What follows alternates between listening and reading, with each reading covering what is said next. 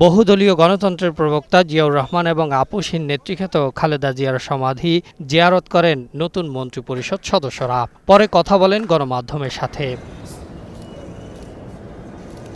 অনিয়ম ও দুর্নীতির লাগাম টেনে ব্যালটের লড়াইকে সম্মান দিয়েই বিএনপি সরকার কাজ করবে বলে জানান তারা। ৩ মন্ত্রণালয়ে দায়িত্ব পেয়েছেন শেখ রবিউল আলম।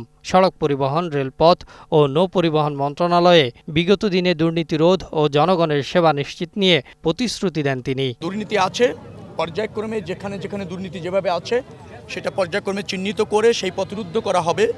দুর্নীতিমুক্ত বাংলাদেশ করতে হবে। রমজানের একদিন আগে সরকারের দায়িত্ব গ্রহণকে চ্যালেঞ্জ দেখছেন মন্ত্রীরা, তাই অগ্রিম বার্তা দিচ্ছেন তারা। এখন আমরা দায়িত্ব নিয়েছি এই রোজার একেবারে একদিন আগে।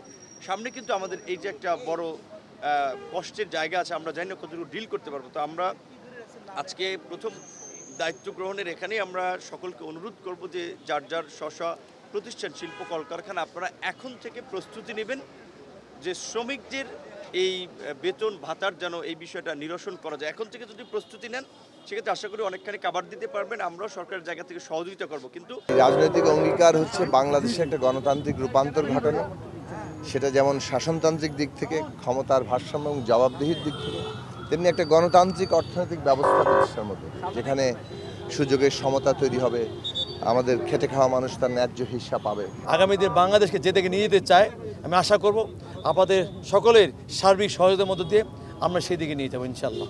সরকারের খাল খনন প্রকল্প মানুষের উপকারে আসবে এমন পরিকল্পনা নিয়ে ভাবছেন পানি উন্নয়ন মন্ত্রী। সেই সঙ্গে জুলাই শহীদদের অবদানকে মানুষের কল্যাণে ব্যয় করার প্রত্যয় নতুন মন্ত্রীদের কণ্ঠে। তিনি তৈরি করেছিলেন যেটা স্বনির্ভর বাংলাদেশ গড়ে তোলা। ইনশাল্লাহ আগামী দিনে জনাব তারেক রহমানের নেতৃত্বে খাল খনন কর্মসূচির মাধ্যমেই আমরা যেন নতুন সে আন্দোলন গড়ে তুলতে পারি, নতুনভাবে বাংলাদেশটাকে বিনির্মাণ করতে পারি। সে কাজটা আমাকে খুব কঠিনভাবে দায়িত্ব সহকারে করতে হবে, এটা আমি বিশ্বাস করি, এবং সবার জন্য, দেশের জন্য আমরা সেই দায়িত্বটুকু পালন করব। দেশের মানুষের আশা আকাঙ্ক্ষা পূরণে বিএনপি সরকার সর্বোচ্চ গুরুত্ব দিয়ে কাজ করবে বলেও জানান মন্ত্রিপরিষদ সদস্যরা। Ahsan Habib, green news, Dhaka.